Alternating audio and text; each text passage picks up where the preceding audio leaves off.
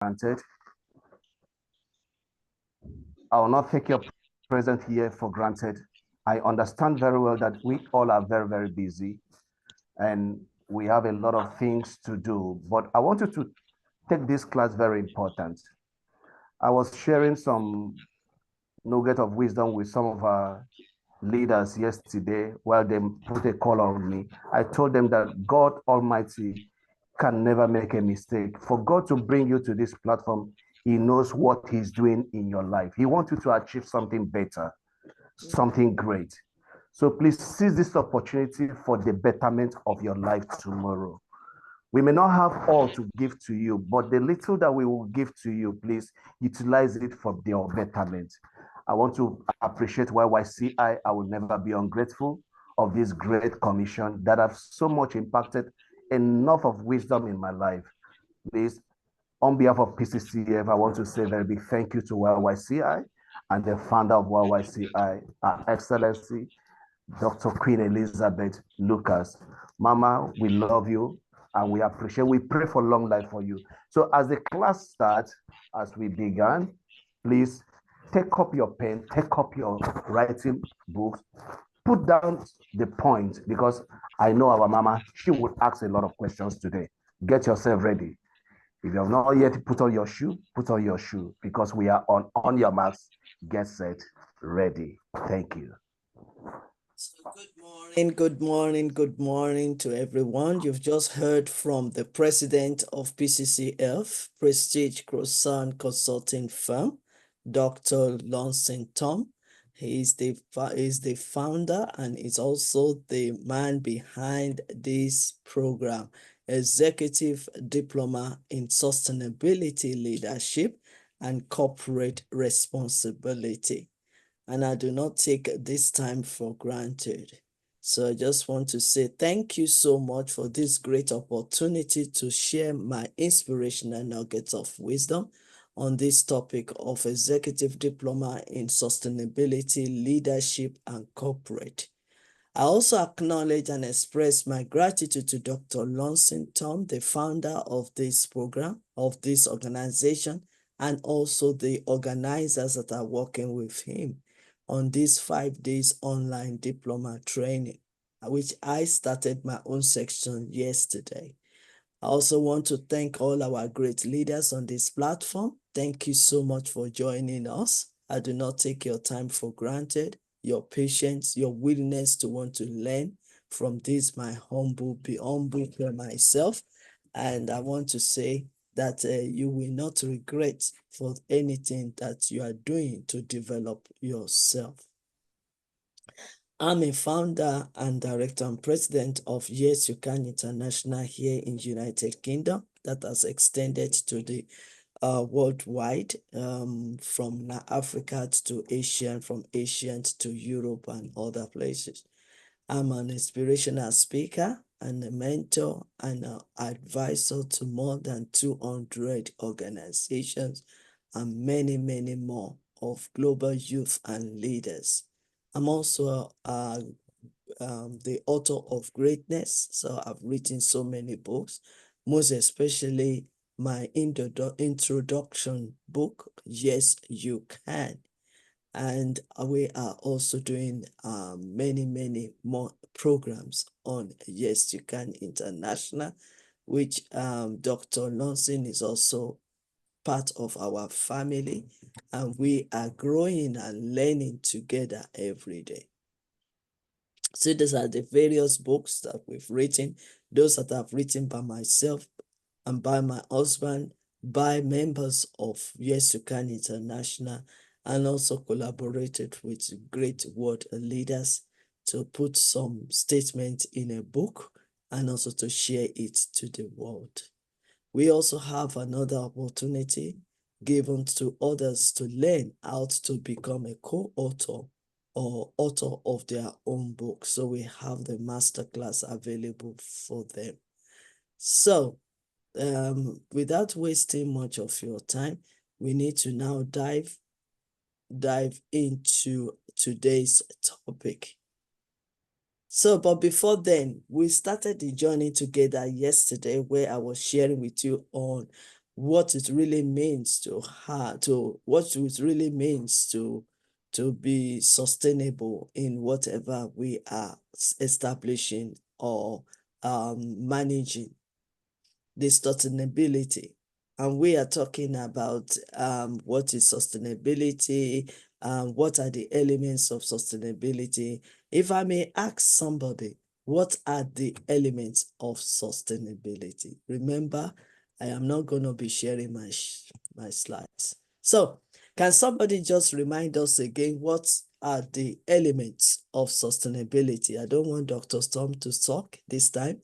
And I want someone of you to just mention, we have about 5, and this is the topics that we have treated yesterday. What are the elements of sustainability? So, Amen. Okay, thank you so much. Thank you so much. I think if you want to talk, there's something wrong with your connection, but quickly speak and then mute yourself. Me, amen. Yes, amen. Okay, amen. Okay. Good morning, Ma, again. Thank you. The elements of sustainability, as discussed yesterday, are social, human, economic, environmental, and cultural sustainability. Thank you so much. Thank you so much. Right. Can any one of you also just tell us quickly what you mean by human sustainability? Quickly. We are not wasting much time. Please, quickly. Anyone?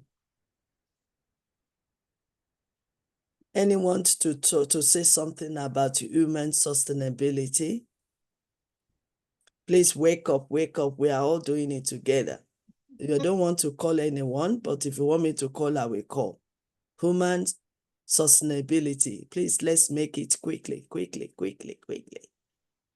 Cecilia, will you be able to say something about human sustainability? Because I know you were really writing yesterday. Quickly, please. Human sustainability. Patience, were you here yesterday? Honorable Ofuru, I want somebody to quickly just tell us in a one line. Ambassador Agnes, human sustainability. Because if you cannot mention this, what's the point of me continuing the teaching today? What's the point? Huh? So please say something. Woman, that is the simplest one you can talk about. It's equal rights. Mm-hmm.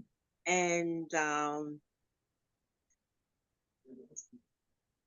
it's not based on religion, race, of any sort of partiality.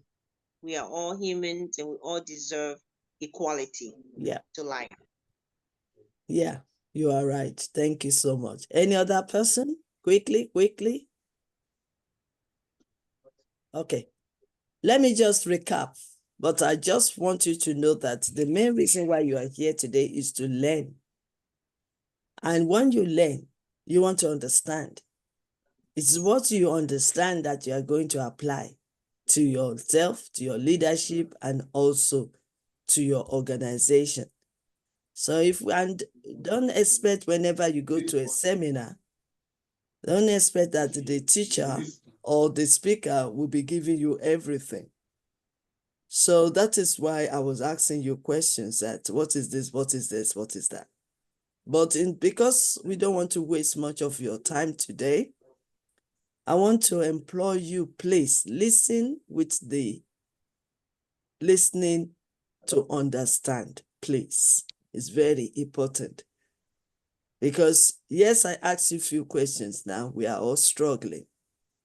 What if somebody from outside asks you that you've been sitting in these webinars for 1 hour or even more than that? What have you actually learned? And it will be of a waste of time if you don't have anything to tell the person. It's also going to be another way of inspiring others to join us. because you have shared what you've learned from what you've learned yesterday. So on that note, I'm just going to share with you to recap quickly before we go into today's topic.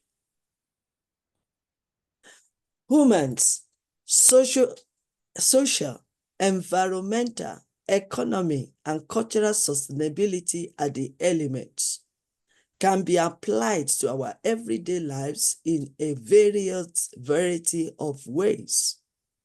It can also help us to gain more knowledge and to know what we are doing, to know our right, to know the right of the people, to know what to expect, and to meet their expectation. So to practice social sustainability, either in your leadership, in your organization, or even in your lives, we need to prioritize inclusivity and community empowerment by engaging with our neighbors, voluntarily for local causes, and supporting small businesses that are close to us. For environmental sustainability, we can make conscious choices about the products we are consuming and the energy we use, opting for reusable bags, water bottles, and intensive, and also minimizing our carbon footprint. Looking at economic sustainability, we can prioritize long-term planning and avoid living beyond our means by creating a budget, saving money, and also investing in sustainable goods and services. Finally, to practice cultural sustainability, we can be open-minded and respectful towards different cultures, just as Ambassador Agnes have said. So we can be open-minded and, respect the cultures, the beliefs of others, and practices by learning about them. Engaging in dialogue, discussing with one another, embracing imperfection, and many more, and promoting diversity in our organization, even in our leadership decision. By incorporating these principles into our daily lives, we can help create a sustainable future for ourselves and future generations. So, to learn more about the different areas of sustainability and environmental, I also would like to let you know that the United Nations have set up a target of sustainable development goals for 2030, and we are all involved in that. And yesterday I was asking some of you about 17 goals that we need to achieve before 2030, that the United Nations have already stated or presented to us. And some of you mentioned the quality education, poverty, and many more. Even peace, because we need peace in our lives. So let us now move on this morning to talk about the very important things. Because if we are going to achieve any goals, sustainable development goals, and economic, social, human, and environmental, and other sustainabilities, that we require a good leader. So today we are going to be discussing on the key competencies and the behaviors of a sustainable leaders. And I believe we are all leaders, and we are ready to learn. So, what is sustainability? Am I recording? Yes, I am. Okay. So what is sustainable leadership?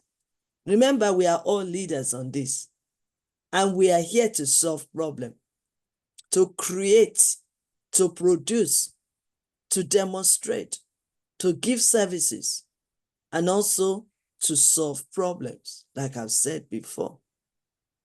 But we want to involve ourselves in area of sustainability, because every one of us on this platform, we can do it. We can create and at the same time maintain. Remember, I said something yesterday, the key words when we are talking about sustainability is maintenance. And I know you were here when I was elaborating it, for you to say that it's one thing to create, to organize, to construct. It's another thing to maintain what you have established. And the consequences of not maintaining it is it can get worse. And the amount of money that you will use to restart again what you've already done before can be double up. So that is why the key element that we want to look at is sustainability. Also, sustainability requires us looking ahead, looking outside the box, planning ahead, not within 1 year, but we're talking about 5 years, 10 years. How do you want, or where do you want your organization to be in 10 years? You can start thinking about it now. As a leader, yes, sometimes the Constitution might say that you can only lead a country for 4 years or 5 years or so. Your perspective must be, what am I going to achieve after my tenure? How am I going to break it down? What is our goals that we are setting to meet all the target? So that at the end of 4 or 5 years, when you look back and the people you are leading look back, they can see the traces, how you've gone through it and how you've achieved your goals. So let's read the theory. Sustainable leadership is a management approach that provides solutions for environmental, social, and economic challenges in the world.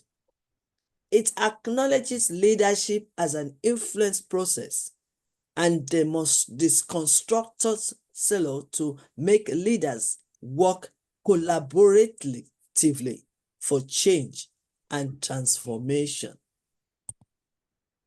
Okay. So why do we need sustainable leadership?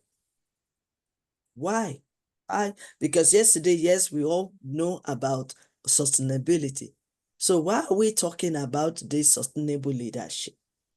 Because it's the leaders that will lead us. It's the directors, the directors, the board of trustees, the board of advisory. They are the one to give us the innovation, to give us an idea of long term. So why do we sustainable? Why do we need that? Sustainable leadership can foster long-term relationship with multiple stakeholders by valuing their interests and engagement.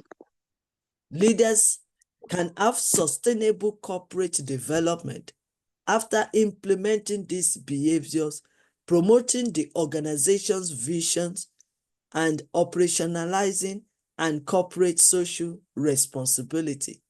So it is the responsibility of any leader to look ahead, to plan ahead, especially long term, to see the picture. That is why they are visionaries, to see the picture of how or where or when this organization are going to move to, or when, how, and also where. So what is the Sustainability Leadership Executive Program then? Because I believe this training we are having today is part of it. So the Sustainability Leadership Program, SLP, aims to build the capacity of key decision makers and executives to create and turn sustainability initiatives within their organization into drivers of economic value. That is why we are here on this platform. If anybody should ask you, why exactly are we in this program or in this training, we'll be able to say that, yes, this is the training that will help us, to execute what is necessary for the future. This is the platform where you can learn as a leader, as a director, so that when you understand what is being taught, you go back to your organization, you apply it, and then you can sustain your organization. This is also the platform for you to gain more experience, to gain more knowledge and wisdom from the founder of this PCCF, and also from other great teachers that they will be invited to speak on this. Because you don't know it all. You might be having the idea of organizing,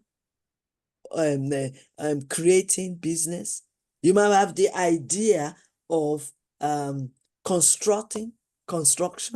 You might have an idea of becoming a leader. But then what about maintaining your position, maintaining the organization that has applied, that has employed you, or even the organization you yourself established? It's so easy. Yes, we have to plan. It's so easy to plan, but then there will be a lot of hurdles on the way.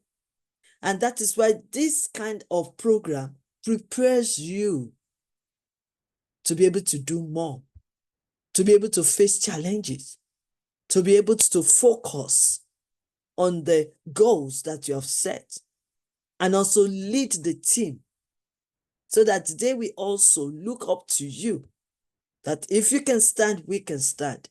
If we don't give, you don't give up, they can't give up. And then you'll be able to research, think outside the box, and research and network with other leaders, so that you can be an innovator to that organization. You can bring new ideas that can change things around, that can redirect the performing and even the operation of the organization. So Leadership Sustainable Program in demands sustainability leader skills and strategies for managing climate risks, facilitating ESG integration, and creating long-term value for stakeholders and society. Remember, if any of you just started a business recently and you go to the bank to ask for a loan, remember what they will tell you, because they want to know how you can sustain your operation and you'll be able to pay off the money you've borrowed. So they want to see your present situation. They want to analyze the SWOT analysis. They want to see where you've come from and where you think you are going. They want to see your long-term budgets, long-term plans, long-term goals before they'll be able to release the fund. Because if you go to the bank today and they ask you some questions and you cannot answer those questions, I'm sorry, they will just tell you they cannot give you the loan, because they have seen you, they've seen what you plan. Even if you ask them, you tell them that, yes, this is what and what and what, they are thinking advance. They are thinking about the future, because it's a journey, and the journey, you have to tread through it. They want to know how you can change and adapt to change. So that is why it is so important that we take this program we are doing now, this program in this platform, take it serious. Because you might think you don't need it now, but in the future, some of you will involve in a high class. You will be involving in a big and large corporation. You will be involving in the board of trustees or directors or advisory. You will even be becoming, maybe in future, the leader of a country or a leader of an organization or club. So it's very important that you gain as much as you can gain from this program. Like I said right from yesterday, I'm an inspirational leader, inspirational speaker. My own is to plant the seed in your heart, to be willing to learn more about what you are doing. My own is to water it for you. It is now left for you to come back in the evening during the time that Dr. Lawson and other people will be teaching thoroughly for you to grab. And this program, for example, I was a bit disappointed this morning because today is Thursday. Yes, I might not be teaching on Monday and Tuesday, but I taught yesterday. And I believe even this training has started since Monday. And most of the things I'm sharing with you, I'm just reminding you because I was also quietly on that platform learning. I might not say much on that platform, but I was learning. And most of the things I am saying has been said. So today, being Thursday of this program, everybody should be just, even before I ask questions, everybody should be able to respond. So please, take this program serious. Take your mind out of just getting the certificate. The certificate is just an evidence that you've attended. But when you apply what you've learned, then that is the evidence that you really learned and you understood and you are applying it. Very, very important. Now we are talking about leadership. A personal plan for change to support your organization in implementing what you've learned, governing, and managing the shift required for ongoing sustainability integration.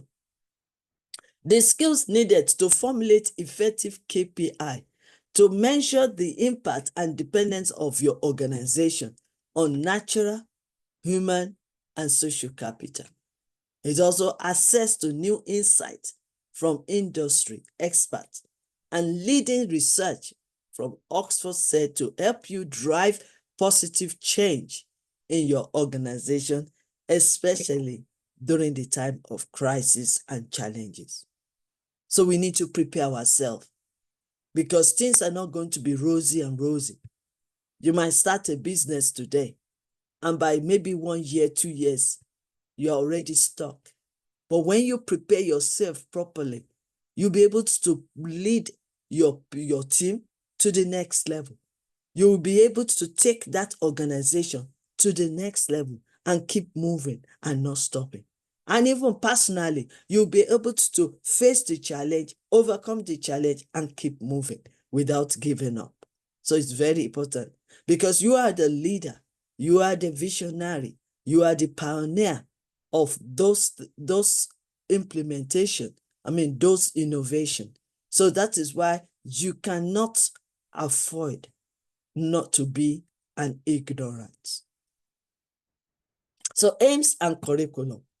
Through a combination of interdisciplinary insight, academic analysis, practical business application, peer learning, and personal reflection, the master aims to develop a community of leaders.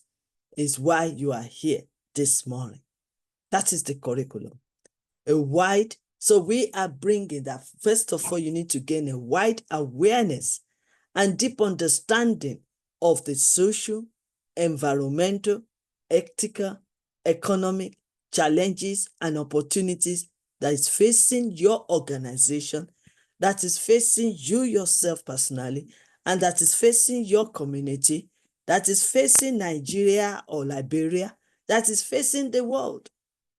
So you need to have an awareness of it. So this is not just a principle, it is practical. So if you understand it, and if you get a better understanding of it and apply it, then you are saving the world. You are saving yourself. You are saving your organization, and you are saving your society. Also, the leader needs to have a vision and ambitions to drive business leadership to achieve real system change. That is why you can see some of your leaders going for training, networking, connecting with others, and doing all kinds of things, or even meetings upon meetings. One of the main reasons why they set up the meetings is for them to learn, to share, to open a dialogue and share together and learn from one another. Because when we are talking about sustainability, no one stands alone. No organization stands alone. No leader stands alone, because a tree cannot be a forest. And that is why it is so important that we keep on revisiting our visions, our missions, and also our ambitions that can drive us as a leader. Then the knowledge and the experience and the ability to critically evaluate a range of strategy levers for change. You need to have that knowledge. Keep learning, keep gaining, keep upgrading yourself, keep renewing your mindset, keep growing your mindset, and gaining more experience and knowledge. Because these are the ability for you to be able to face the challenges, to be able to face the world, to be able to adapt to the change, because there is always change every day. And those that can sustain it are the ones that can move on. So for you to move on, you need to prepare yourself before it comes. The leadership capacity and confidence at a personal and organization level to best use these levers to effective transformation. So as a leader, you need to be looking at it. How can you move on? Yes, we all set policies and rules. Yes, we have laws and legislation that we have to follow, but it's not enough. We can do more. We can even add our own ideas. How do you have new ideas?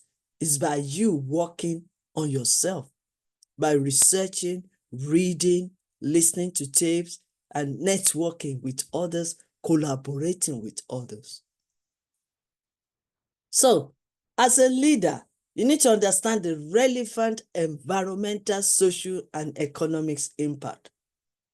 So that is one of the things, after you knowing more knowledge about environmental, social, and economic, the questions you need to ask yourself is, how can this impact into other people's lives?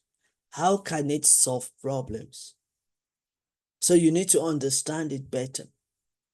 And also you need to take responsibility for the relevant environmental, social, and economic impact by committing to an action plan. So now you've understand, if you go further, because what we're doing here is just paraphrasing it. We can't give you everything within 1 hour. Okay, but what I'm trying to say is that once you understand, you bring awareness to yourself, you've understand what are we to do to sustain environment, in environmental, in social, in economic, in human, even culture. Then how does it impact the society? How does it impact the people? How does it affect the planet? So you need to understand all that as a leader. And then you need to commit yourself into what you're doing.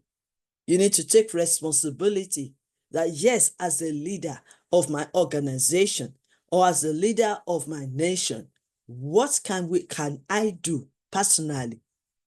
Because I need to take responsibility. We don't have to push it to somebody else. Yes, we can delegate, but you have to, rise on top of the delegations.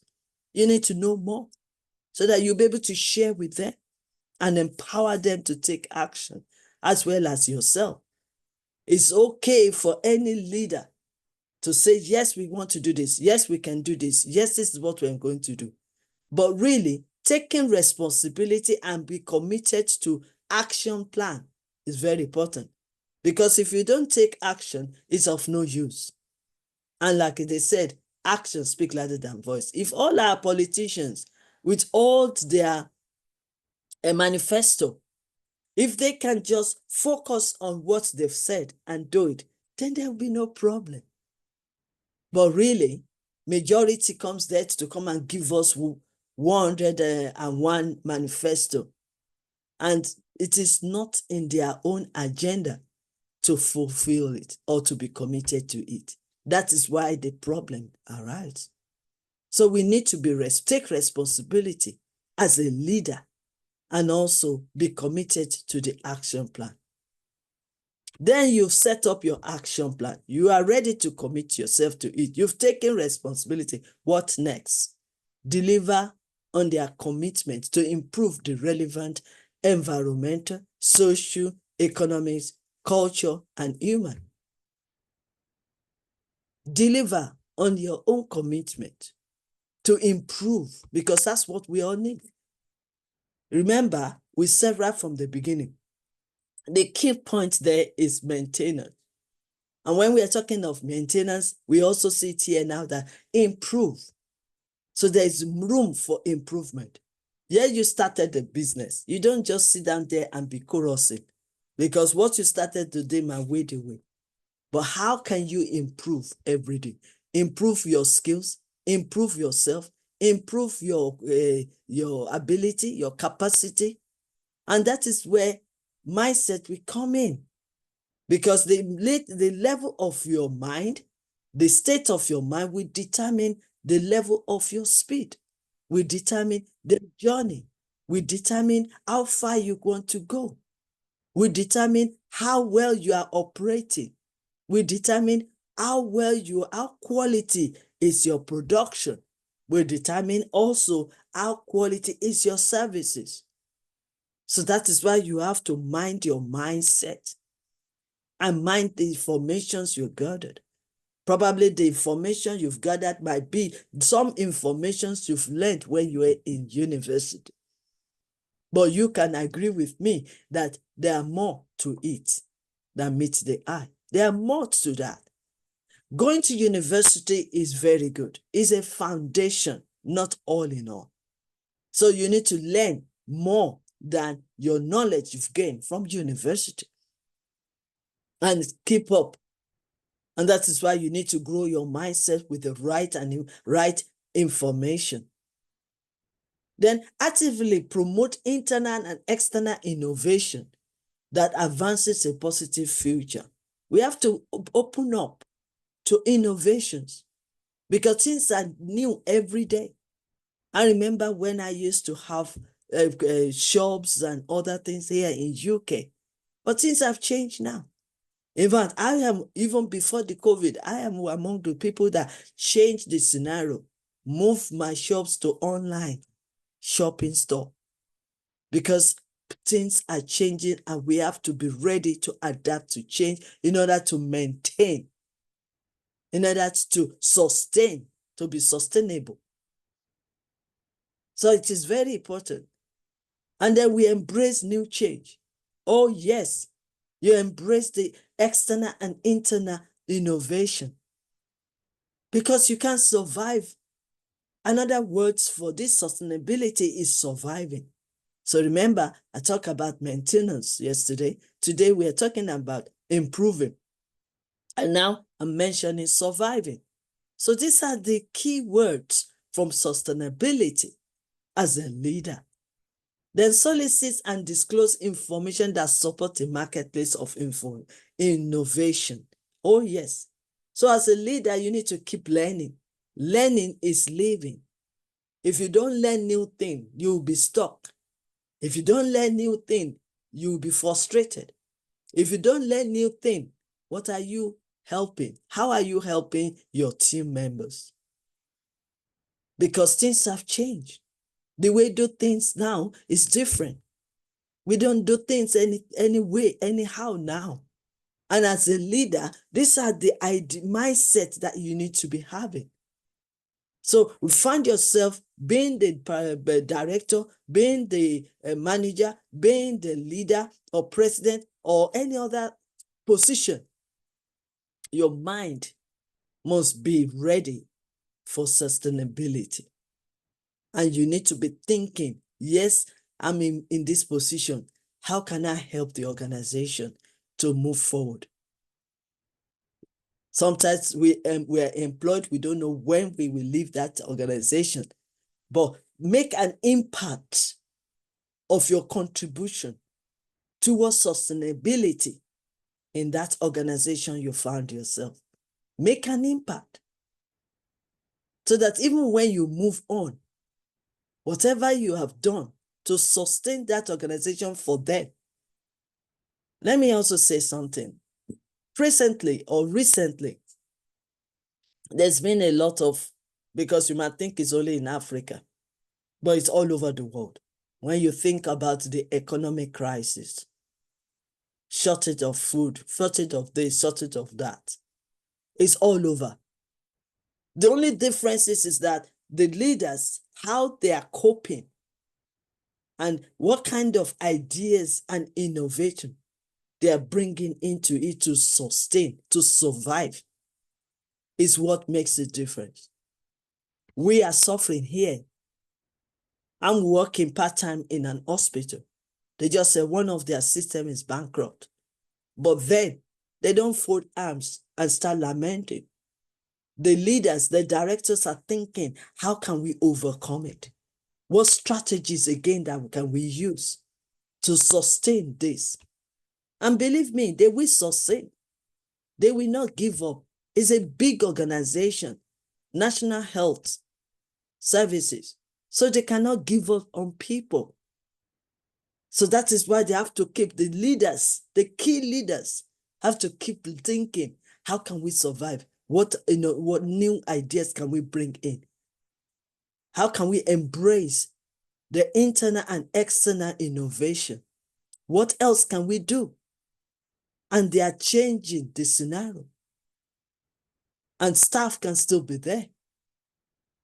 In fact, where I'm working, instead of them giving people redundancy, they're looking for ways to retain them and also to meet their requirements, to survive the situation at that time. That is what a sustainability leader should do.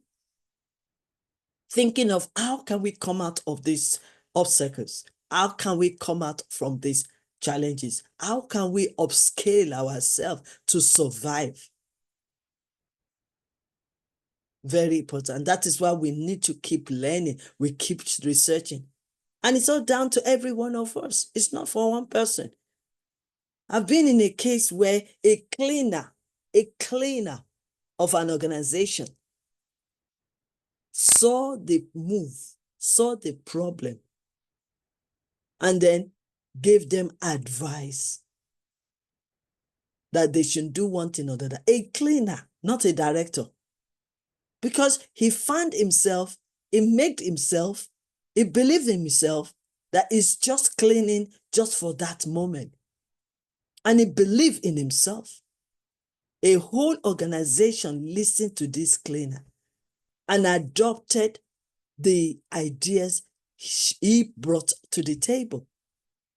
And guess what? Because of that cleaner, they didn't go into bankrupt.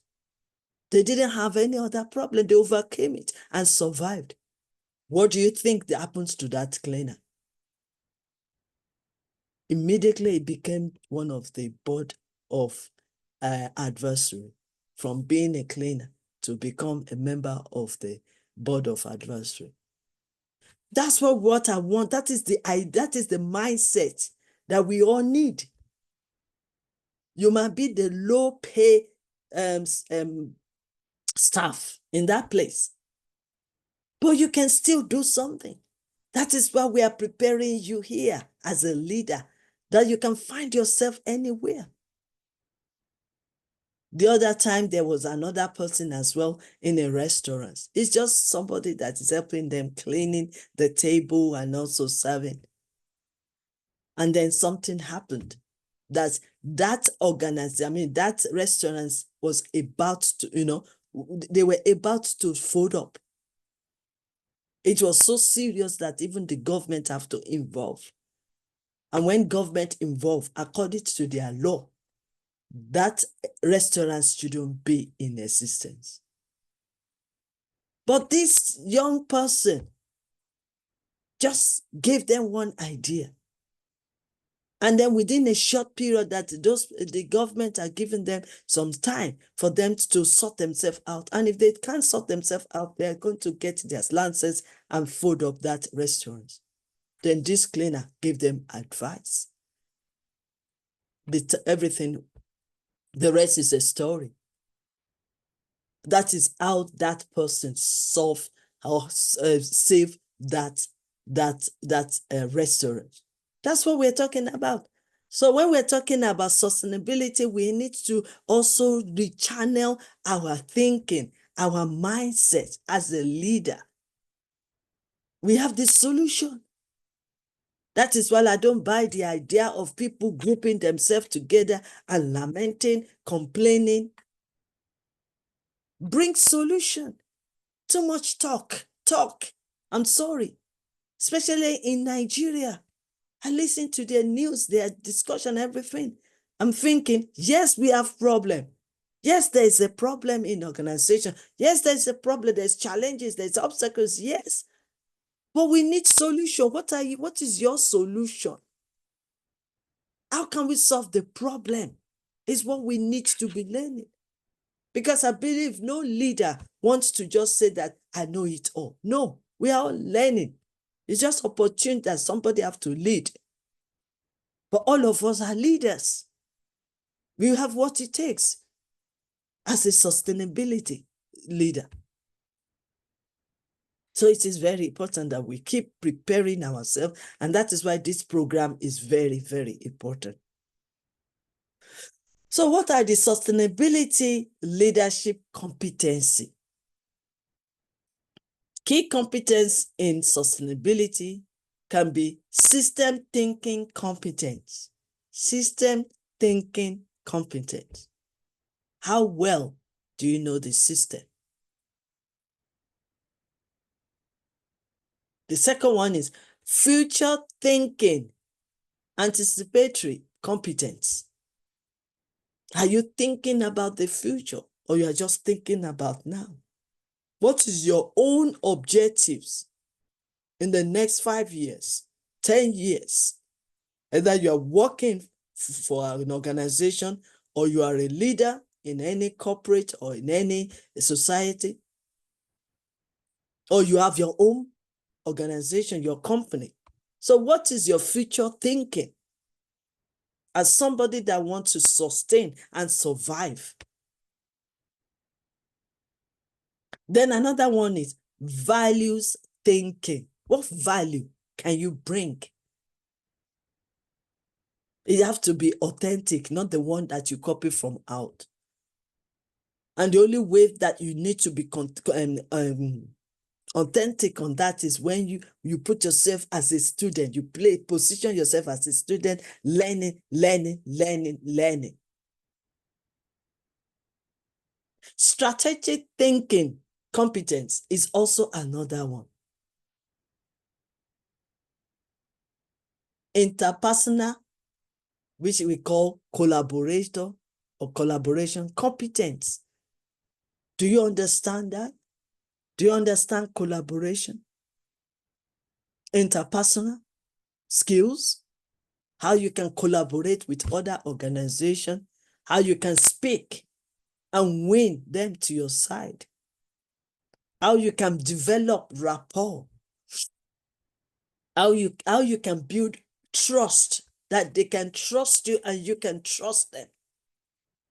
And to know the kind of organization that you want to collaborate with. having the same mindset like you? What kind of things that you want to gain from one another? How can you and your collaborators, how are you going to work effectively together? The benefits and all other things. But then the most important thing is the interpersonal skills or interpersonal relationship skills, or we can call it a diplomatic relationship skills. How well do you understand that? Because if you don't understand it, how can you apply it to your life? How can you build that relationship? Because if you cannot build that relationship with others, then don't expect them to trust you.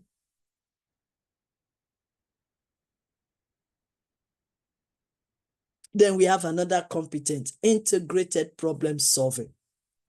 It might not be the one way. It might not be only one way to solve a problem. It could be different ways. But how can you integrate it? How can you integrate all those skills? I mean, all those that you want to use to solve that problem. So you have to have an idea of it, learn more of it. And then you can have a reference. Like I said to you, you read books. There are a lot of great scholars, researchers out there. Even if you yourself, you don't have enough time, which I don't think you, because if you want to be a great leader, you want to be a sustainable leader, you need to have time. In fact, I will tell you this, when you are a leader or sustainability leader, what people are looking up to you is your brain, not really necessarily your labor. It's your brain that you want to share. It's your brain that they paid you for to become a strategic director. It's the brain that you are applying. The information you have studied, you're applying the information you have studied in your mindset to solve the problem that they are paying you for. It's your uniqueness, your USP. That's what they are paying you for. So not necessarily you rolling your sleeves up and doing this. You might be doing, your labor might not be what they really want. That is why you can see the difference between why would they pay amount of money to a director and the person that is really working hard as an admin or as a nurse or whatever. They are paying them cheap. What's the reason?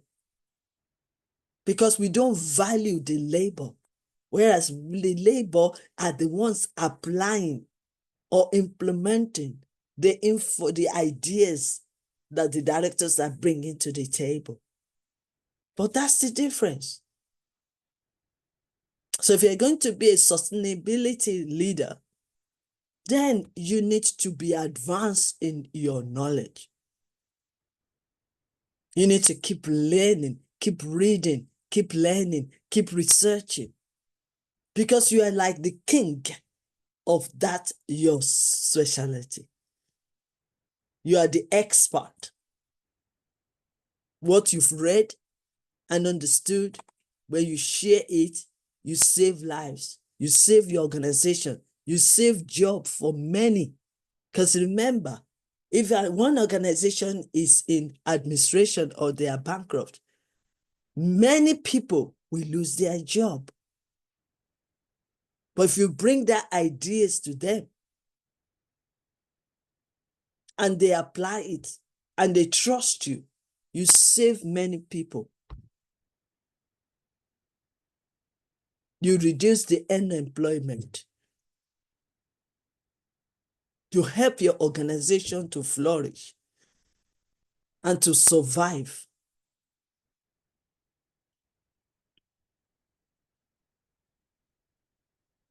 Okay, so let's move on. Now, how to be an impactful sustainability leader. I also will need to, because like I said, I'm also a scholar and I'm learning every day.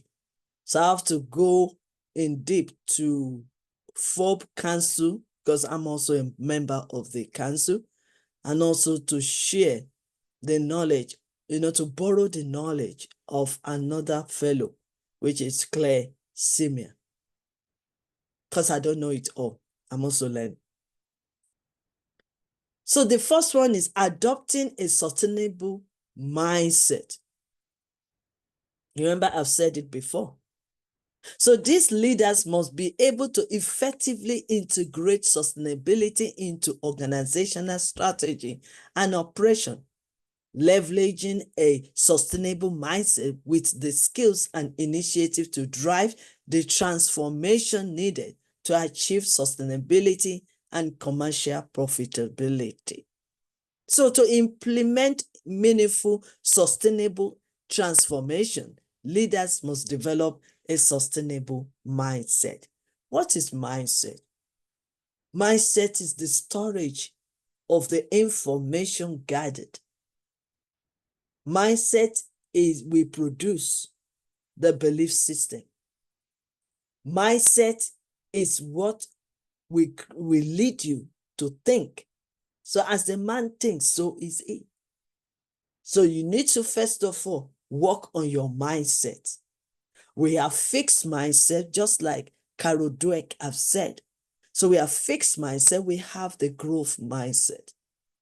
The fixed mindset we based on the old system, the old tradition system, the belief system, and all other things. The fixed mindset is not, this fixed mindset is just containing the old policy, procedures. The fixed mindset will make somebody to just stay still and focus on what has been there. But the question is, whatever you've known, is it sustainable? Whatever you've learned many years, the system you've been using for many years, can it sustain your organization? That's the more reason why we need to shift our mindset shift our mindset from fixed mindset to growth mindset. Because if you don't have growth mindset, you cannot have sustainable mindset. Because sustainable mindset is you want to survive, you want to maintain, you want to sustain. But how can you do that? By changing your mindset from fixed mindset to growth mindset. And when we talk about growth mindset, you are anxious to want to learn more. You are willing to learn. You are anxious, you are curiosity to want to know more, to survive. Just like day-to-day life. You are in a situation. You don't want to fold your hands. You don't want to give up. You don't want to give up your life and other things. So you are anxious. How can I improve? How can I survive? That's the same way with growth mindset. Because growth mindset is you are ready to learn from others, to learn from your own mistakes. By the way, fixed mindset will discourage you in a way that when you fail, you give up easily. When you fall down, you find it difficult to rise up. When you make mistakes, you are afraid to make another mistake. That is all based on the fixed mindset probably you've heard or you've learned somewhere. I remember when we were growing, our parents didn't do justice to that because they will keep saying that if you fail, I will not give you this. If you fail, I will not do. I was also a victim of it because I failed several times when I was in school. So if you fail, they will give up on you. If you fail, they will say, you have to pass. There's nothing like failure. You are not the only one in the class. You all have the same head. And that has made many of us develop that habit of not want to fail. And we are afraid to step up. We are afraid to take risks. We are afraid to look ahead. Just because they've instilled in us that we must not fail. But then, as time goes on and I was growing, I now realize that failure is not a barrier. It's just a sign that you've taken actions. Many people are still out there. They can't take action because they're afraid not to fail. Many people have their big ideas, big dreams, but they don't want to take a step. Why? Because they're afraid they might fail. Why will you think about that? The same thing happens to this sustainable mindset. While a great leaders will say, we can survive. Let's just maintain what we have. Let us improve ourselves. The fixed mindset will say, well, what is it for us for the future? Nothing. Like, for example, to come back to the nation, people will say, oh, Africa will always be Africa. I don't believe those dragons. It's because of their mindset. They will say, oh, there cannot be improvement, there cannot be change in Africa. No, no, no. Africa was once a richest place in the whole world. That is why we were colonized. Why? So that they can enjoy what belongs to us. So when they colonize us, then they can use our resources. So we were rich. So maybe we need to now sit down on the table and think of, we were once rich before. We are wealthier. We are royals. Then what went wrong? How can we improve ourselves? How can we unite together and work together? That is what we call sustainable mindset. You enter an organization and they are struggling. And then you say, oh, you look at even the salary they are giving me. I'm moving on. I will go and apply for the bigger salary. I was there before. I made that silly mistake as well. Instead of me to stand, they didn't give me redundancy. They didn't sack me. And every situation we face in life is for a moment. It's just one day we wait away. Remember during the time of COVID, it came, we all were victim of it. And then what happened? It's over. So no condition is permanent. These are the mindset of a sustainable leader. That what we're going through now is just a phase. What challenges we are facing now is just a phase. There must be a way out. There's always light and from the darkness. There's always opportunities out of those challenges. So as a sustainability leader, that is how they will be thinking. So it is very important that we position ourselves in that way. You can save yourself, save the world, save the people, save the society, save the organization, save the nation. So these leaders must be able to effectively integrate sustainability into organizational strategy and to implement meaningful, sustainable transformation. Leaders must develop a sustainable mindset because without renewing and growing your mindset, there will be no change. You can say whatever you want to say, but if your mindset has been fixed and stake, then there will be no transformation.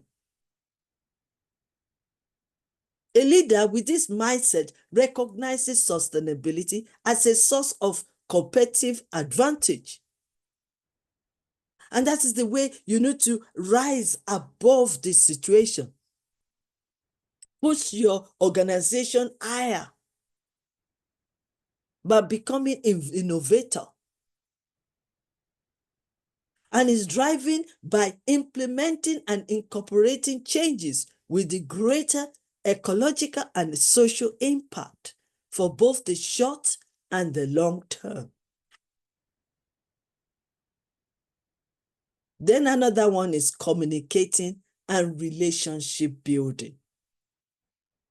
One of my training before was just focused on building relationship.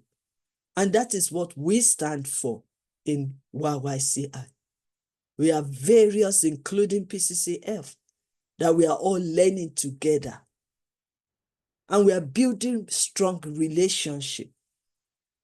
One of my mentors did say to me, if you are building any business or organization, first thing first that you need to do is connection. But don't stay there. Build relationship with the person. When you are connecting and building relationship, let it not be what you want to gain from them be your first approach. Let it be building relationship. That is what diplomatic relationship is all about. That is why a leader, a president, or even President Tinubu or president of Liberia will be traveling to connect with other presidents. Not really necessary. The initial is not for them to gain, because we are assessing. Because if your initial is to gain, then you are placing yourself as a beggar. We are not a beggar in Africa. But we are building relationships so that we can see how we can cooperate, how we can collaborate. We are not putting ourselves down. We are not a beggar, and we are not slaves anymore. We know we have something. So what we need to do is to build that relationship, diplomatic relationship. I know that early this year, PCCF also taught us on diplomacy. If you miss all this, you've missed a lot, because PCCS have been teaching us. It's not about certificate. If you're talking about certificates, I can tell you that if I put them in this room, in this my place here, you won't have a place for you to walk around. I have a lot of certificates. So building that relationship and also building your communication skills. Because if your communication skills is right, you know what to say at the right time to the right person, then that relationship will be strong. So conveying the mindset of sustainability relies on effective communication to create a shared vision among individuals and organizations. Cultivating an environment for collective progress with similar goals. Collective progress with similar goals. So if you want to survive, if you want to sustain to the next level and make your organization or your leadership to be sustainable for the next 10 years, 20 years, then you need to build communication skills. You need to learn that. If you haven't started, I think it's a very key skills to learn. When people are crying that there's no job, build yourself up. Look for the skills that can help and enhance your leadership.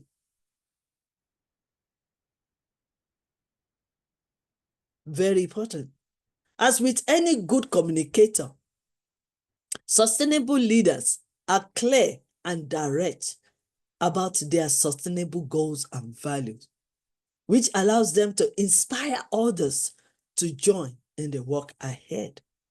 If I want to do one project today, if I don't know how to communicate it with my team members, we won't achieve our goals. That is why a lot of organizations, especially the NGOs, are setting up the seminars and masterclasses and conferences for us to come together and learn, for us to communicate together and get better understanding. Because what you've understand is what you are going to implement.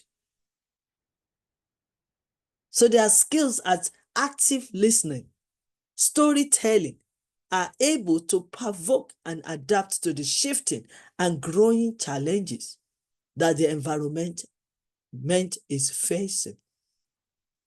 So if you can communicate it well, if you can express your vision, your goals, for people to learn, they will run with you, they will walk with you. You don't need to struggle at all. You don't need to do everything yourself at all.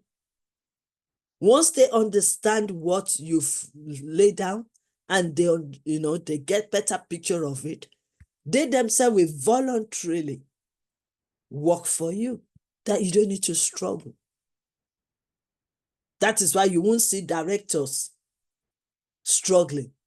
All what they want to do is sit down around the table and discuss, because they are in sustainability leaders.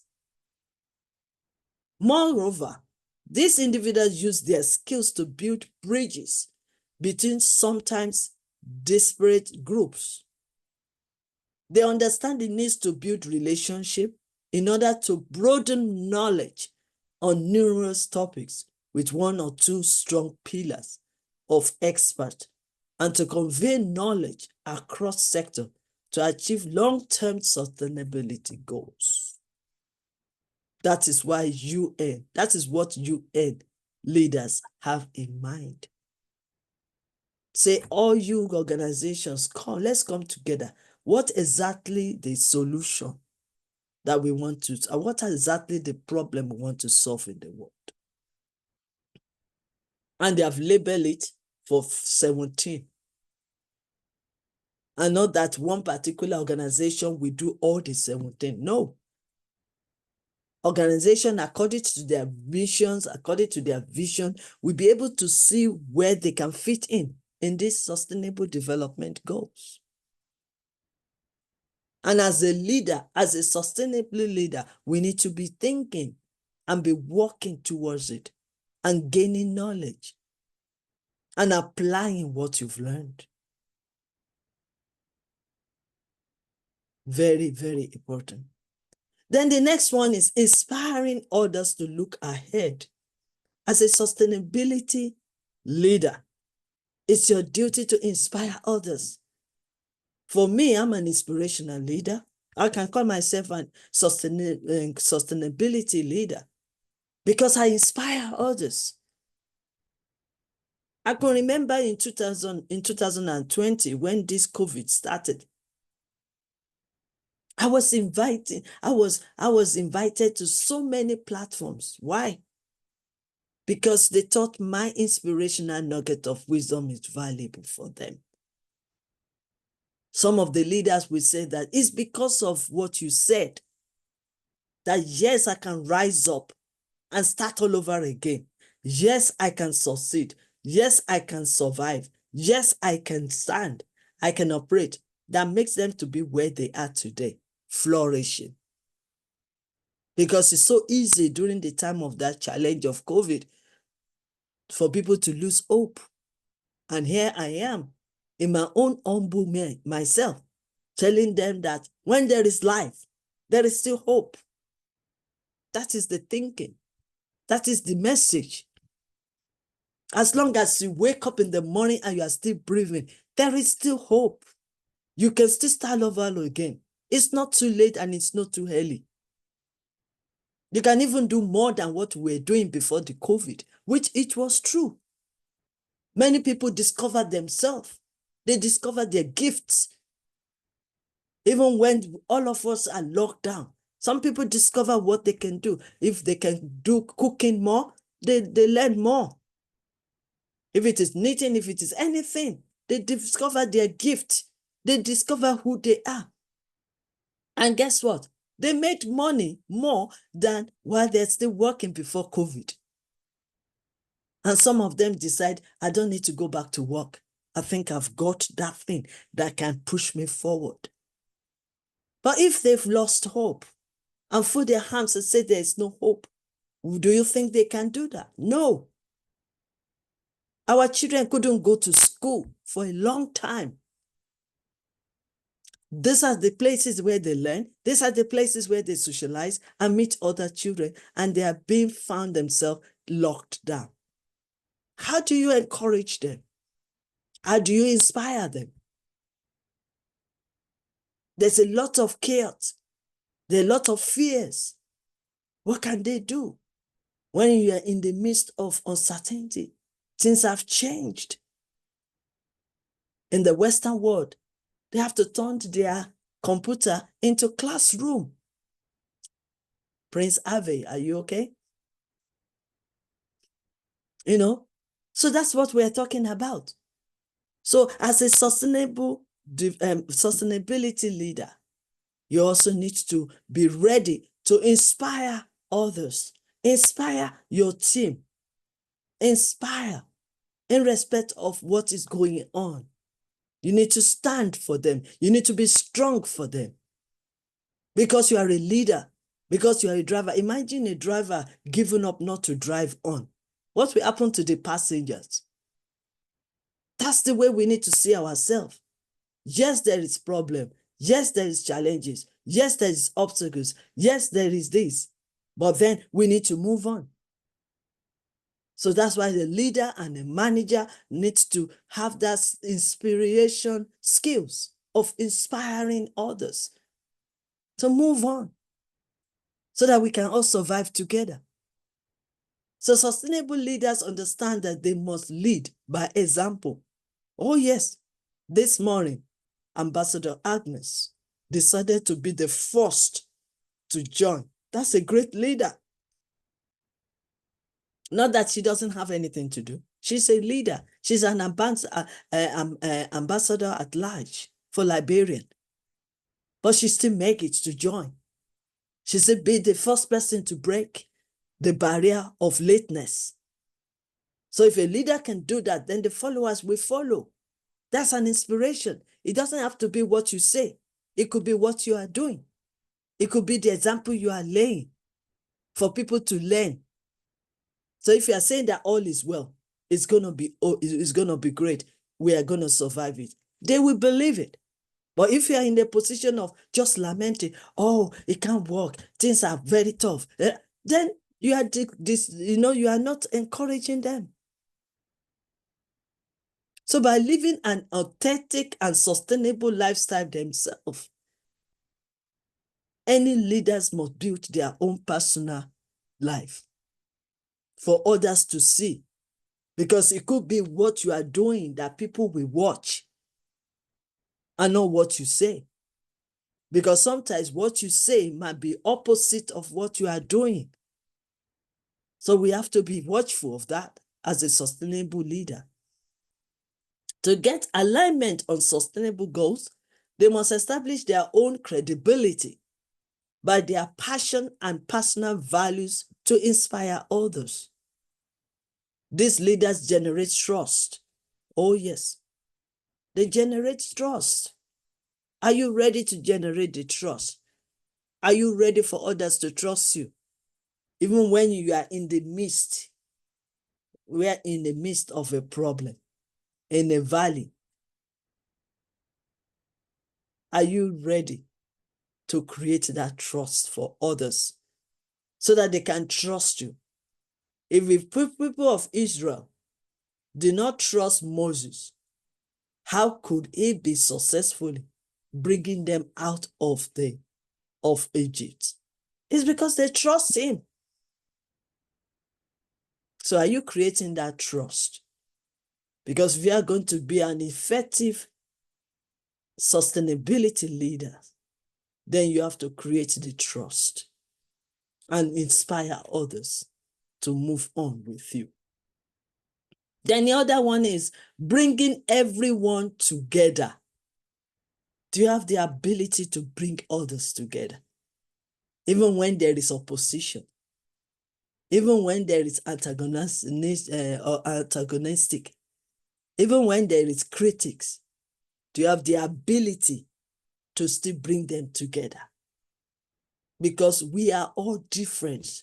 We are different in our beliefs. We are different in how we do things. We are different in our culture. Are you ready to embrace diversity and also to create equal opportunity? Are you ready as a leader? A key component of relationship building is involving a range of stakeholders in decision-making and taking action about sustainable approaches. I mean, some of you are already inviting stakeholders. Let's invite them so that we can come together to solve the problem. So they are keenly aware and able to illustrate how integration of sustainability in businesses is both environmentally and socially responsible. So doing so will, in turn, create a competitive distinction, allowing business to retain investors, support, and attract top talent. If we don't work together, a house that is not working together, if they're not standing together, they will fall. So that's why we as leaders, we need to keep working together, seeing ways we can work together to survive together. Nobody survives alone. But when we come together, we can survive and be sustainable. Okay, this is where I will end my teaching today, but I will just round up with this. What is the model of sustainable leadership will be the last I will share with you today. The sustainable leadership model is based on high professional standard in leadership and management. It builds on good governance principles existing in today's management. One of them is gaining personal knowledge on systemic sustainability challenges. Gaining knowledge, knowing the problem, and understanding the problem. Because if you don't understand the problem, you cannot solve the problem. You cannot bring solution. Cultivating sustainable personal and professional practices. So applying what you know and build yourself up and cultivate it to the present situation alongside with other leaders. Participating in sustainable leadership training like you are all doing on this, but this will not be the end. Either there is certificate or there is no certificate. Involve yourself in this kind of training, sustainable leadership training. Maybe some of these NGOs with all what they're talking about on 17th SCG, maybe you need to involve because we don't know it all. I do the same. Engaging in networks and partnering around sustainable leadership is also another one. Engaging with others. Fostering social and environmental dialogue, both internally and externally. So, permit me, I have a lot to say, but I will have to stop here. But for more information on sustainability and sustainable leadership, read more on Sustainable Leaders Summit, Sustainable Leaders website, Sustainable Leadership in Europe study, and Sustainable Leaders videos clips. That is the assignment for you. And you can do that at your spare time. You just need to Google it. You can Google it. You can go to YouTube. You can go to Twitter. Twitter is not just for gossiping or talking or complaining or something. You can learn from others. That's what we are talking about. Use all this social media as your place of learning. If you're involved in all this negativity, stop it. If you're involved in all this gossip, because I know that social media find a funny way of doing things. You know, it's like they try to pay those people, those subscribers. And that is why some people prefer to be negative so that they can attract many. But it's not supposed to be like that as a leader. Distinguish yourself. Let me use this scenario. You know about the chicken. They walk around on the ground. But we have eagle. What did eagle normally do? Rise up. Come out of the crowd. That is your aim. That's supposed to be your aim. You don't necessarily have to be among the crowd, doing what the crowd are doing. That is also a sustainable thinking or mindset. When you see yourself as an eagle, not as a chicken. Thank you so much. That is where I will end my teaching today. See yourself as chicken. See yourself as eagle, rising up above and not just a chicken. Come out of your comfort zone. Come out of the crowd and be the best of you if you want to be a sustainability leader. Thank you for listening to me. Over to you for anyone that needs any questions for answer. Do we have any questions?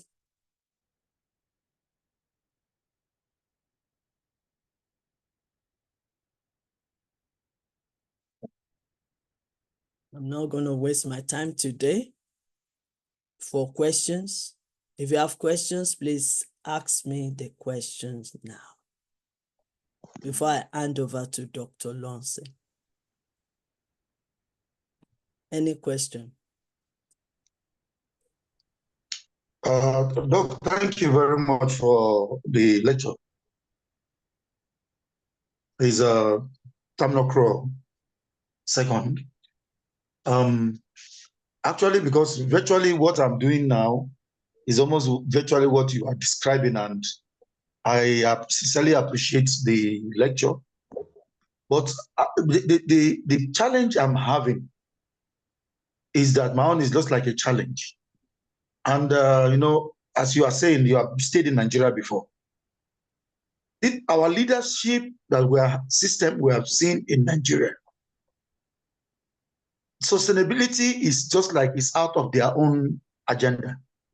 But one of the things is that they want to continue to tap from the resources that is without having any plan or understanding of how to manage whatever resources they are sucking, like for example, the oil.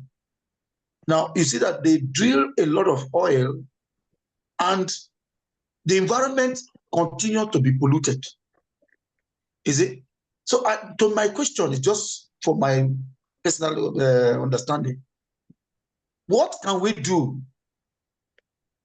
also in the aspects of the environmental too? Because I know today we are concentrating on the human, but the environment we are also living also is a contributing factor to the human, and it can also affect the human in every situation. Yes. Is it? So what can we do? Because that is where I am actually, my thinking is going. Because yes, I'm from the Niger Delta, and you find out that if the so-called government that's supposed to protect the environment are the one also polluting the environment. So I became so confused in that aspect. Is it? So that's my question. What can we do? Don't be confused, Honorable Joseph. Don't be confused at all.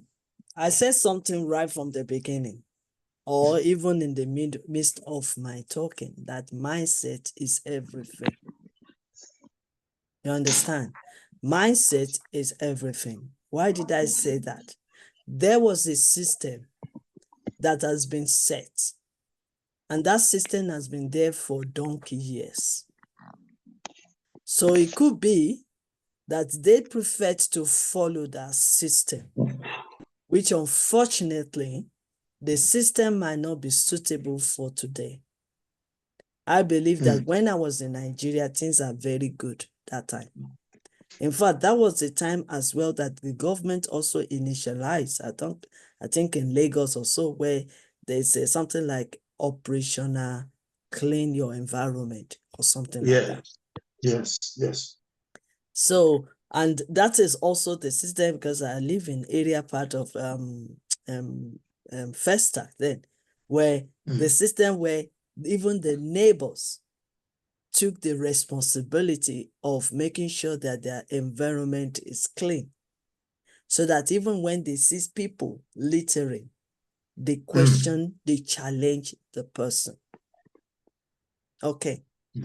So, but what went wrong is a matter of people changing their perspective of their leadership. I said something recently. I said, I was talking about the economy. Some people learned, they spent maybe 2 years, 3 years, 4 years to study economic in university. It's an illustration. And then probably some of them travel abroad to study on a certain, maybe environment or economic and other things like that.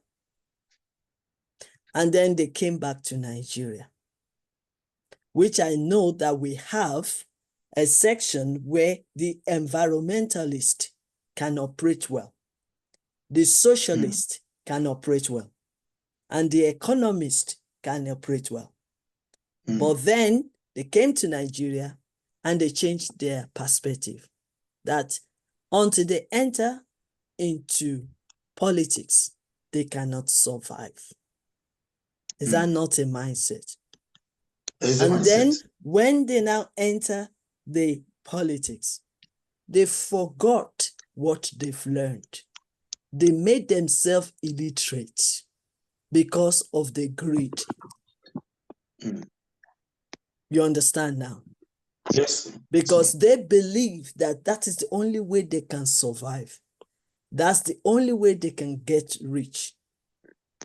So their mindset is about, let me enter into that politics or government to get my own way. Abi? Yes.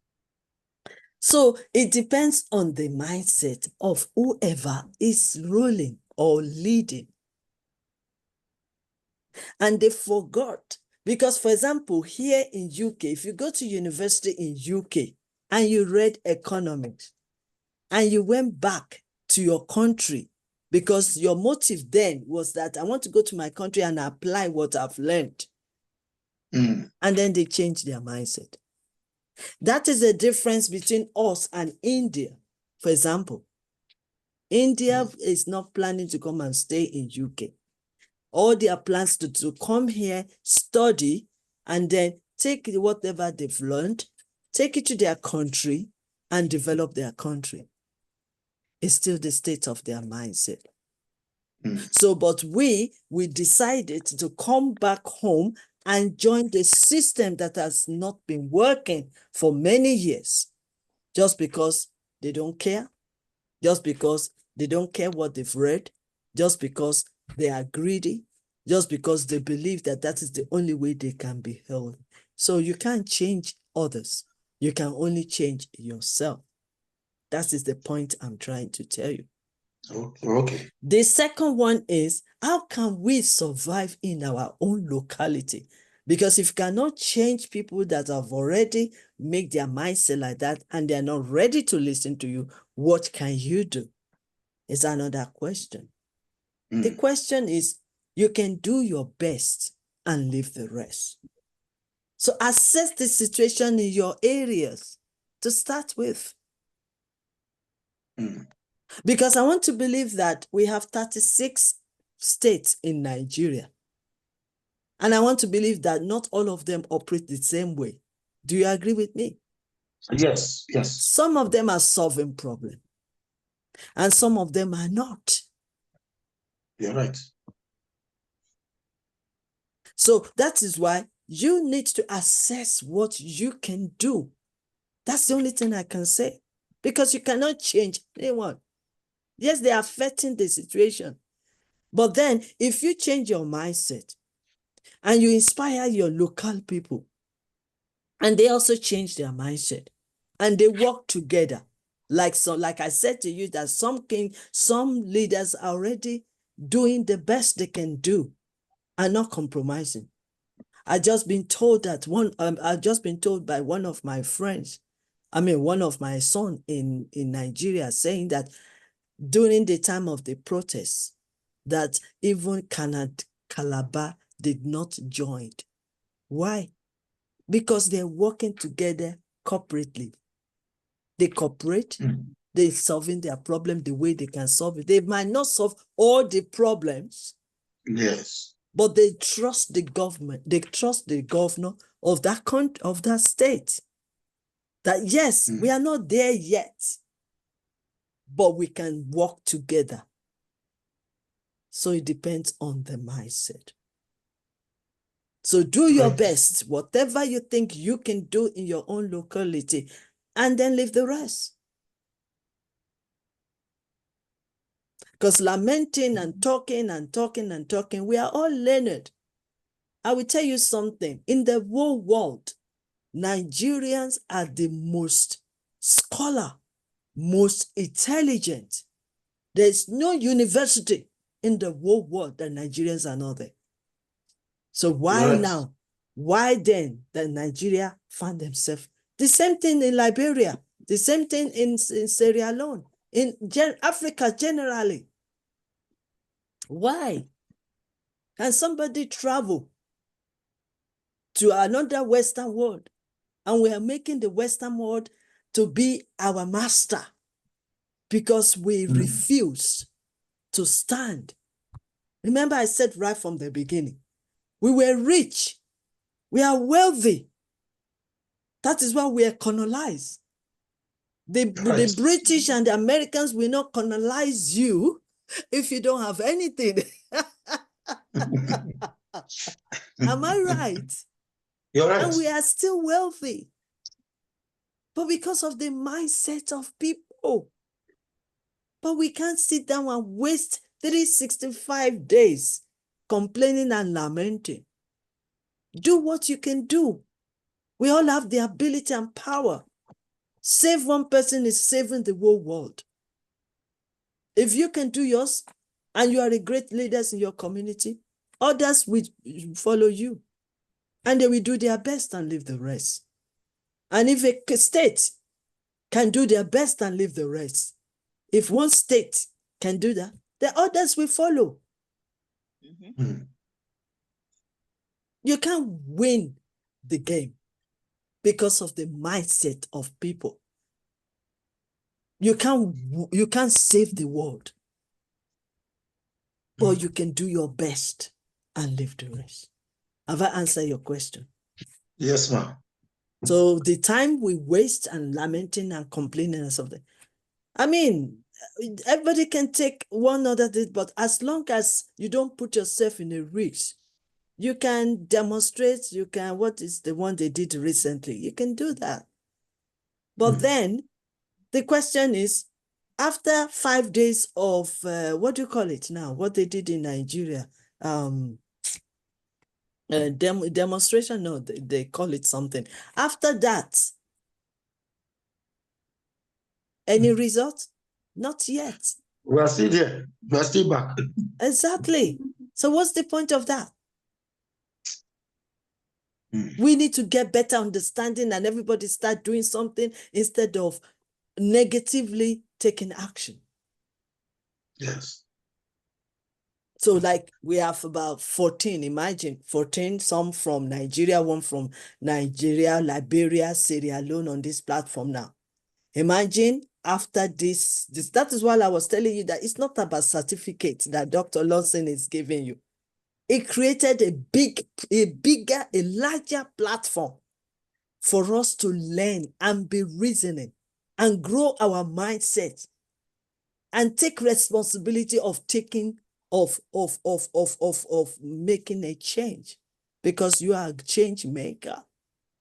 The fact that you are here since 10 o'clock, you want to learn, you want to make a change, you want transformation, then go out of this place after these 5 days of teaching and make that change.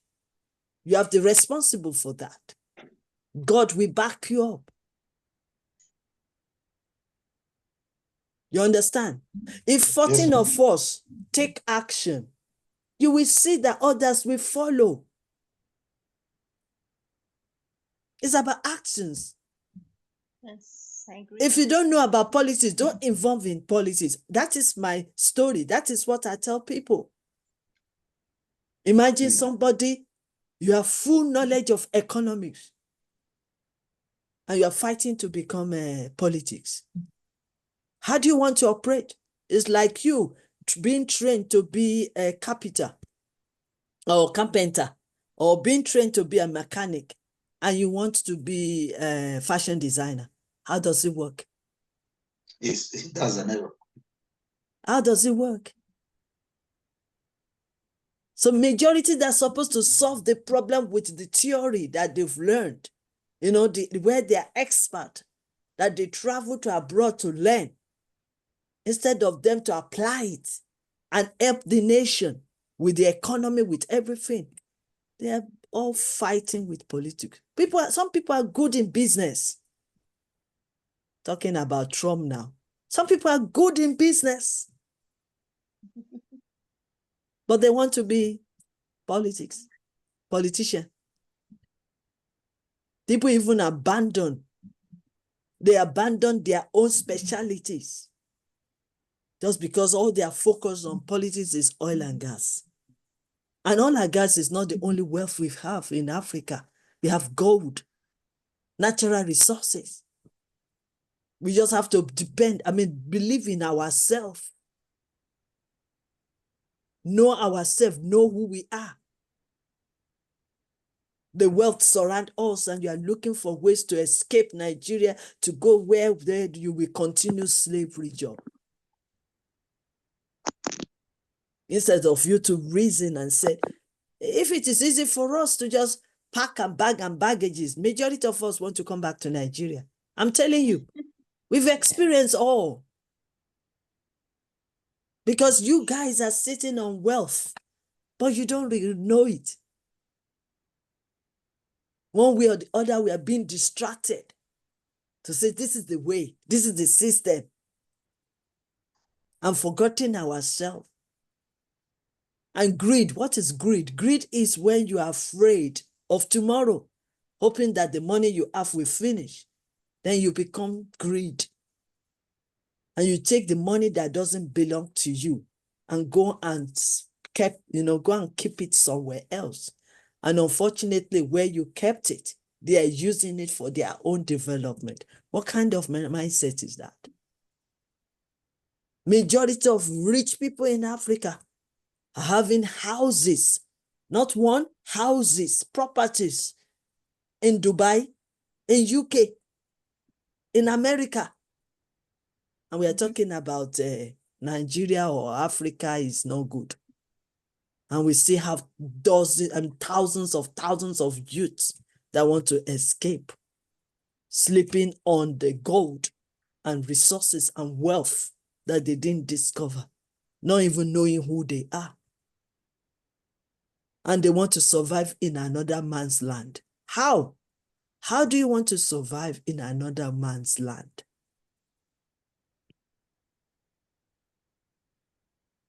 So when we take actions, when you look at ourselves deeply, what have I learned?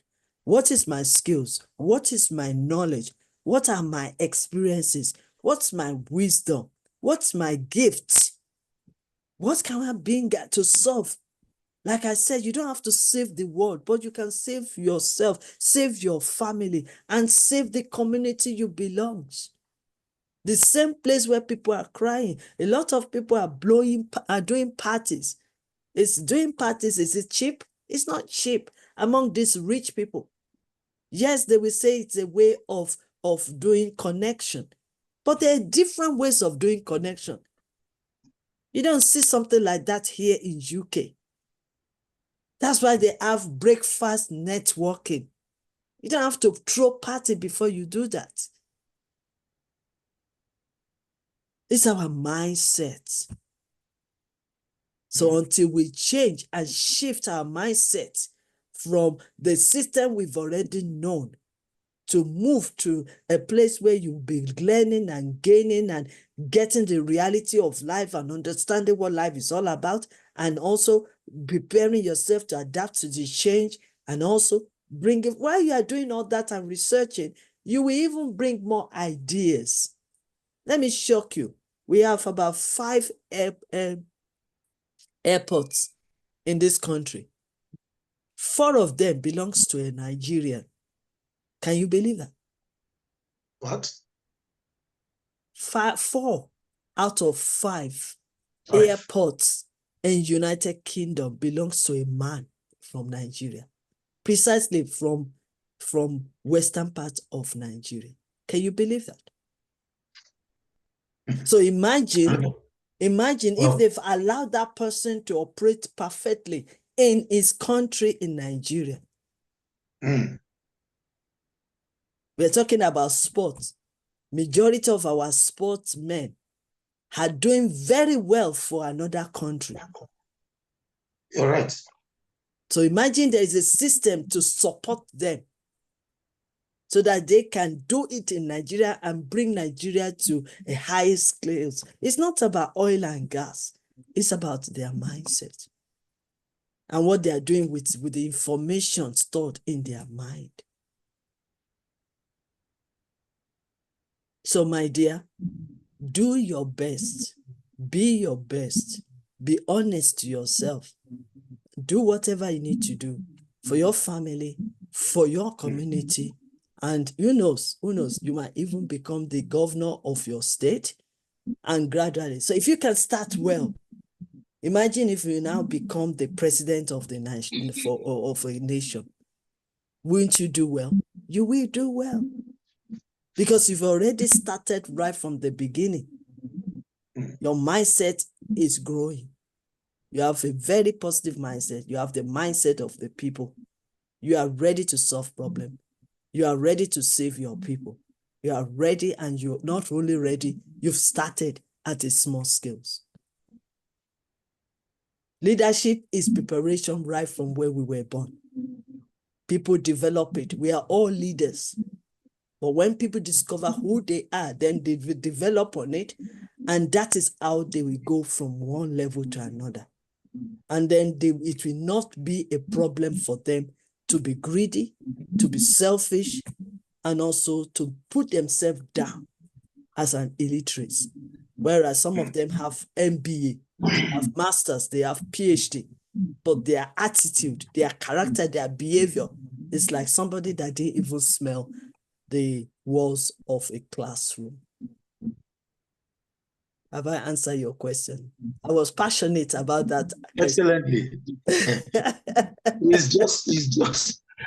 have just said everything all, and that is the truth, because that's the truth. So I always tell people, mind yourself, mind your business, mind yourself. When you are talking about they don't do it, do your best. Imagine the only person people recognize for the past 10 years that I know is only Dangote in a country that is the biggest country in Africa. I rest my case. Thank you, ma. Any question, or can we, can I hand over to Dr. Lonse now? No, madam. Mine is not a question. It's just a mere comment. I don't know if it is a welcome. Please welcome. Okay, thank you. I just wanted to comment on an example given about the cleaner who was working at the organization. I think this lesson, this presentation of sustainability, leadership, and corporate will help us to be very different with others. Because in many organizations, those senior officers, they always treat their juniors as unimportant people, like they are useless. But with the example that you've given us, I think will not be the same, and will be treating all hearts as one, because I think we are indeed the agents of change. So I just wanted to comment on that one. Thank you very much. Yeah, it's even good that you comment on that. I'll tell you something, because I always like to use myself as an example. And from there, I believe also we help any one of you on this. First, you need to dream. And when you are dreaming, dream big. In respect of your situation, wherever you find yourself. And if your dream does not scare you, then it's not a dream. You need to dream again. So that's number one. I dreamt while I was very young in my state, horrible state, when I was really, really abandoned, when there was no help for me. When I was very young, I'm talking about 14 years, I dreamt that one day, I will be a leader. But that one day will cost me 40 years. Because before I could accept it, that yes, truly, I'm a leader. I had a dream. That's the first one. Then the second one, I have a dream. I hold on to that dream, but I can do anything to sustain myself. I can work hard. As you are seeing me, I've been a housemaid before. I've been homeless several times in Nigeria, precisely Kwara, Ilorin railway station and Abeokuta, Lagos railway station. I've been homeless. I've been using those stations as my resting place when I was homeless. Thirdly, my vision did not go away. I held on to that vision, that dream. Then I became a housemaid. Within the time of my housemaid, I was learning how to just type. So I did not stop because I was looking ahead that I have a dream and I will get there one day. Within the period, so many things happened. I landed in United Kingdom with no luggage, with only handbag, because I didn't prepare for it. I didn't plan for it. I didn't dream it, even though I was born here, but I didn't dream to come back. I didn't have anything like that. I just had a big dream. Within that period that I landed here, as God wanted it, I still have that dream. They suggested I should go for cleaning job. I went for cleaning job, but I had a dream and I held on to that dream. Within that period, I decided to be developing myself, home studies. Remember, when I left Nigeria, I don't even have a single GCSE because I failed. I was doing cleaning job, but guess what? I dress up like a director.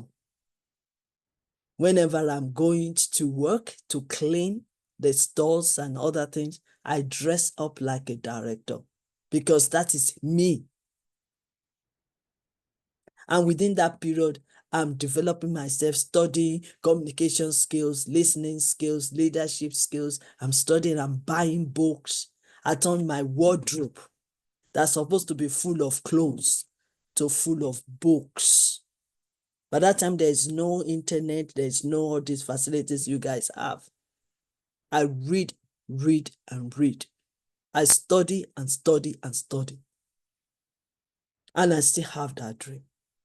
People around me say that, how can you are not even educated? How can you work in the office? My first job was local government management board. I told you yesterday also how again, I don't know if I did, but I was sustaining myself, but I had a dream. Probably that cleaner has a dream and she's presenting herself. She's cultivating herself. She's developing herself. She's preparing herself for the future. Even though she was doing cleaning. She was in that restaurant. Your attitude, your character, people are watching. It might not be what you are doing. You might be a cleaner and still acting like a director because you know who you are and you are developing yourself. So I can resonate with that cleaner because if I can find myself as an illiterate that doesn't know anything, that doesn't have any certificate, to work among the leaders that controls the police and the security of the nation. Even though I entered that place as an admin, typing because I've developed my desktop publishing, but still, I was among the leaders because I have prepared myself. That is why personal development is very important to all our leaders. Through the personal development, you will know how to behave. You will know how to caution yourself and manage your emotions. You will know how to, your attitude towards people matters. If you are arrogant, you can't go far. If you are proud, you can't go far. If you are willing to learn from others, then you will go far. If you humble yourself, you can go far. So presenting yourself in the public matters a lot. So that is what that cleaner has done. So she just it's not overnight that she had an idea to save that organization. She has developed herself privately, secretly. She's gained a lot of knowledge for her to be able to solve a whole organization's problem. She prepared herself, even though she was doing cleaning job.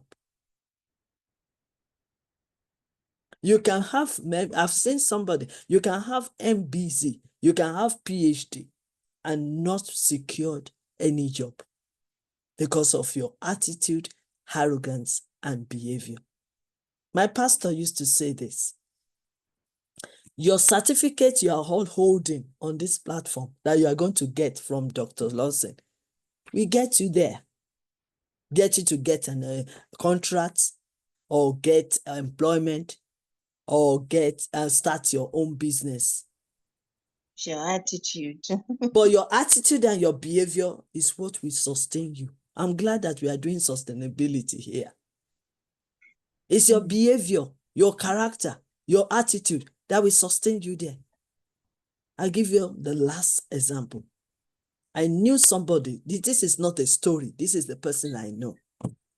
Read all his whatever he wanted to read in one of the university here in UK as an engineer. He got so many jobs. He built his family, but he's always having problem with people in any organization. He lost one job. He lost the second job. He lost the third job. He lost the fourth job while the wife is working hard. You understand? Working hard. But guess what happened? He ended up becoming the conductor between Shagamu and Abeokuta. He have to turn his good boss, a good boss he has, to taxi because nobody will employ him again. And this is the person that has masters in engineering in United States, in United Kingdom. What happened is his character and attitude. So that is what that cleaner has done. Build herself or prepare herself. That's why I'm saying that it's not the knowledge you gain enough from this place or from universities or something. You have to do more if you want to reach there. It could take 40 years for eagle to rise above the sky. But eagles will always be eagles and chicken will always be chicken. Thank you for the comment. Thank you. Thank you. You're laughing, Ambassador Agnes. It looks like you're enjoying my Yes, I am. Yeah, I'm still learning, but I mean, for 45 years, I've learned a lot from people and even from my own mistakes. I'm still making mistakes, but I don't shy away from mistakes or fail anymore. Gone are those days. In fact, the most successful person is the most failure person. Yes, I agree. I can't hear you, Prince. Are you talking to me? Prince Ave? We can't hear you. We can't hear you. No, we can't hear you. Hello, Prince Ave. Okay, I think he's just having a conversation about that. Okay, allow me to hand over to, oh my God, it looks like the system have knocked our president out. So I will be the one to round up. But any other question? Any other question? Sister Cecilia, you have any question? Well done, Sister Gertrude Carter. You're really working there. Very well. I guess that is the blood lab, I guess. Well done. Sister Cecilia, any question? Okay, all right. That's fine. Any other person has anything so that we can close? Because I think Dr. Lawson has been locked out by the system. Any question, any comment, any contribution, or should we end it now? I want to say, can I say something? Yes, of course. Anna, Our Excellency, Ambassador Agnes. I want to take this opportunity to thank each and every one. You know, there was a good session, and trust me, what Dr. Lucas have taught us costs a lot of money. So you can tell if she's not doing it for the money, it's for the love, for the development of our mind, changing our mindset, how we see ourselves, how we carry ourselves in communities, and how we relate to each other. No matter what country we are from, we are still one. We have to have a vision, and we have to have a goal that we must set.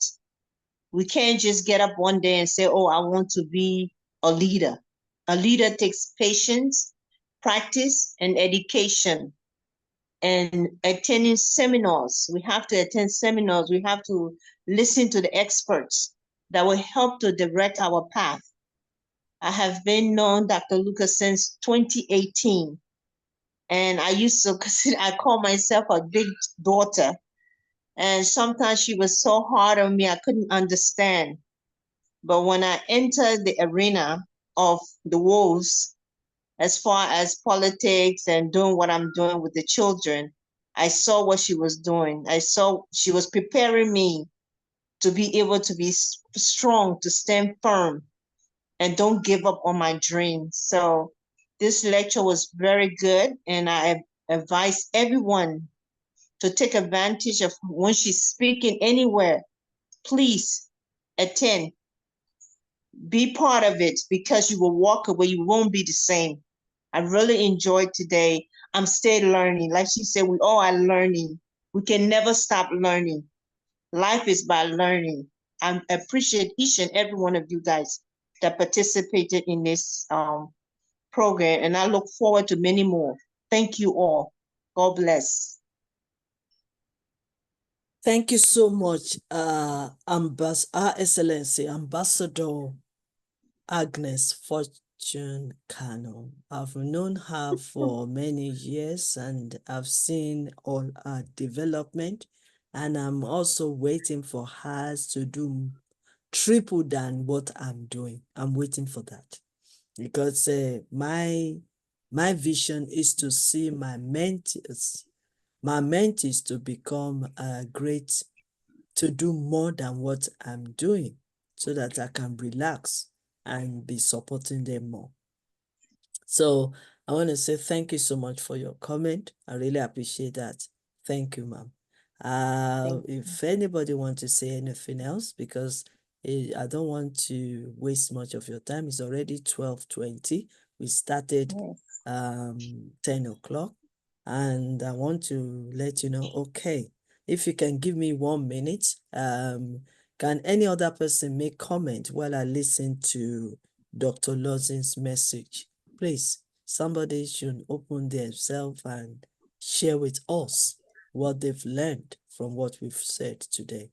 Please, I want somebody to speak. Who else want to do that? Who else? Honorable Joseph, do you want to do that so that I can listen to Dr. Lawson's message? So Do you want to contribute to what I've said? Anybody, please. Anybody, please. Just for a few minutes. I'm waiting. Only for a few minutes so that I can listen, because I don't want to be talking and also listen to the message, which can be very important from our president, Dr. Lonson. So I want somebody to please contribute to what we're saying. Mrs. Carter, I know you are busy in the blood lab. You want to quickly say something quickly so that that will give me room to listen to the message. Okay, thank you. Yeah, thank you, ma'am. Even though I'm busy, but I really do enjoy the presentation. It's actually a blessing to be on such a platform and to learn from great people like you. So I'm grateful to be a part of this training today, this class, and for what you have taught us. I am going to take that into serious consideration and really pay attention into reading more books so that I can be following my mentor step by step as she's coaching us to be out there, and that people will look at us of what she have trained us to become so that people will learn from us tomorrow. I'm grateful. Thank you so much. I appreciate the teaching and thank you.